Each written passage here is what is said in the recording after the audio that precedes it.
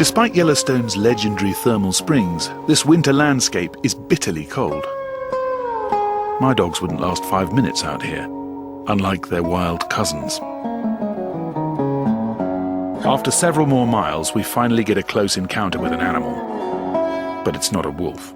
It looks like we're not going to be able to continue driving because we've got a cow bison right in the middle of the road. She's going nowhere. A bit of non-threatening wheelwork is the only way to avoid being rammed off the road. Hello. That is a very close shot of a bison. 43 boulders and 6 bison later, there's still no sign of a wolf, and the daylight's starting to fade. 3 Alpha 60. It's then Doug receives news that a whole pack of wolves has been spotted feeding from an elk carcass. Yeah, Doug, we're in Round Prairie. We have a pretty good situation here. Come to us. Okay, we're on our way. One of Doug's team has used the radio collars to track down the wolves. Oh, it looks like they're right out there. See them out there? Okay, you see the kill, the birds flying on the kill?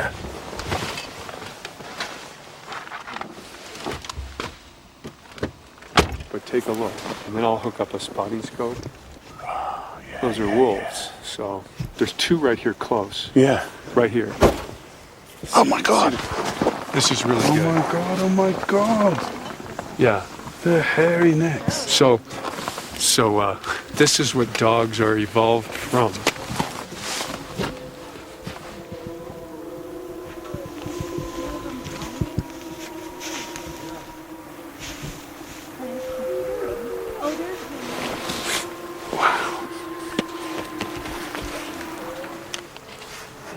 So fantastic. This is like insane. They're submissive behaviour when they greet each other.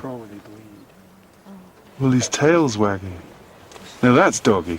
Yes, Oh, it's just brilliant. And there's playing. Those two, are they young ones over to the left a bit? Yes, this They're pack just mucking has about. 7 pups. So they've got a good old feed and they'll have a bit of a game.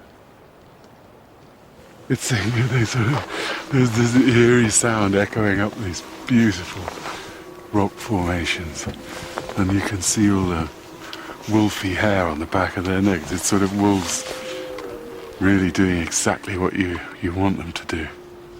It's extraordinary seeing these creatures in their natural habitat, but it's frustrating too. If it's true that every dog on the planet is more than 99% wolf, I need to get much closer than this to see for myself how it all began. In fact, I need to get much too close for comfort, though not quite as close as this.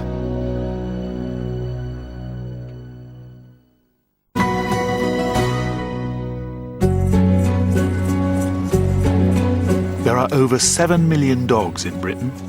Under the skin and the little blue waistcoats, every one of them, I now know, is almost 100% wolf.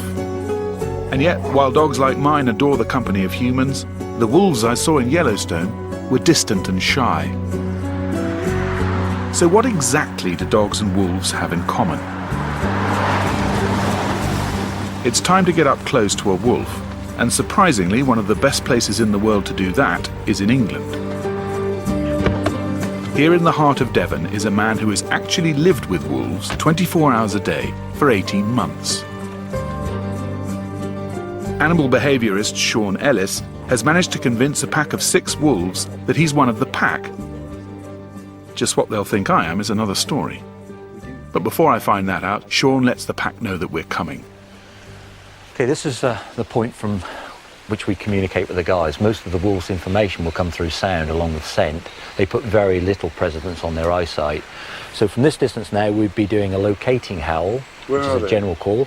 In this direction, we've actually got the wolves straight in front of us, round to that tree. Then at the end of the howl, I'll put my characteristic pack howl on the end, and that should then incite the guys to come back and tell me exactly where they are so I can find them.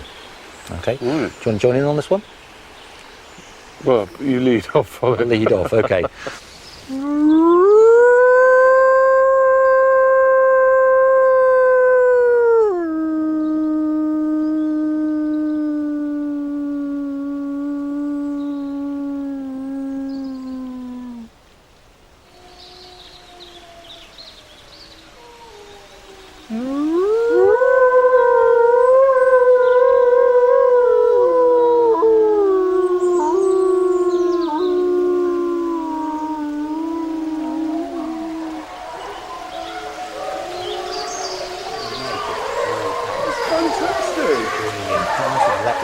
If we were in the That's wild, what it is. That's yeah, if we were in the wild now, see, this would Global mean positioning. safe passage right down to my pack, which is located at the bottom. It's just given us a vocal beacon to come home to.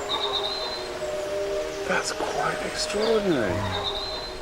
By living amongst wolves, Sean has been able to learn much more about how a pack works. See the guys in the background now. Probably more curious. Are those the about ones us. we're going to go and Those are the ones, yeah. look at them? Before Sean will allow me in, I have to meet the wolves through the fence.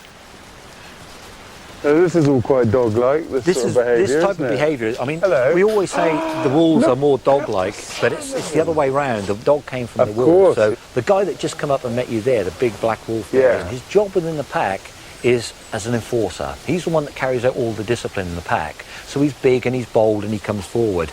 And when you ask most people about their domestic dog, their puppies they choose, how many times have we heard them say, I chose the one that came to me first? Yeah, yeah. Unaware of this rank structure, this pack system, what they've actually chosen is the enforcer, this dog responsible for discipline within the pack. If you do decide to give him a scratch, which he absolutely loves, just watch he doesn't move forward because he will actually take your fingers through the fence. You can move just a little bit closer now and he'll just stretch his tongue through and give you a bit of a lick. Big head. Very big head. The power that you'll feel when you go in here is incredible. It's What do you mean, I'll feel? it's just that it's like a raw power. Oh, You know, I when they see. come to, even if they just press against you, Right. there's much more. Do there. they do that leaning thing? Yeah, they My do. Labrador Yeah, does yeah, that. they do. Really beautiful. In wolf society, every wolf knows its place. They understand and accept social rank. And without this exact same instinct, dogs would never have deferred to humans. Which nervously begs the question, will these two wolves defer to me? Ready? Yep. Okay. If you want to filter on behind me and through there, that's great. Well done, you. That's good. He's going to come over and have a look. Just slightly back up. He's going to come straight on up and have a look at you. Then have a step around everybody else. Here's Cheyenne. There he comes. Just get ready. There he goes. And come forward and just give him that greeting. That's good. Well done. All it is just he wants to find out whereabouts on you he can actually meet and greet. I think he's smelling my dog. Yeah, he's he smelling my probably will knackers, be, actually. Everybody gets the crutch sniff. No Yeah. exceptions on No, that one. it's That's fine. See that push forward? Yeah, where are you going to be? Where can I put you? He's leaning in now, so just on your ground. Better, young man. That's it. Good. Well done. Yeah, sure. Just don't want him to go too mad. That's fine. It's all right. That's good. Easy with the Yeah, snap just there. let him calm down a bit first, and then I'll get him back in again. Try not to smile if you can, because that incites play. That's the male out of the way. Now for the female. That's good, well done. Good. That's good, well done.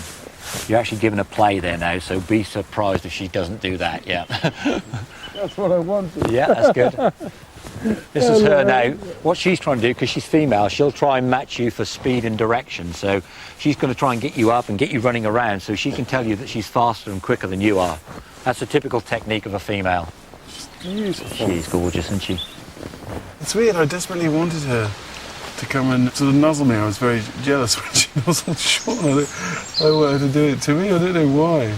It's the same, I always push my face in domestic dogs' faces as well, whether they like it or not. But it was great, slightly, hairy, because you're aware that it's a wolf, not a dog.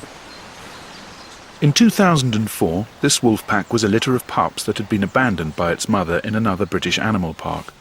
If Sean hadn't rescued them, these animals would probably have died. They quickly learned to accept him as one of them.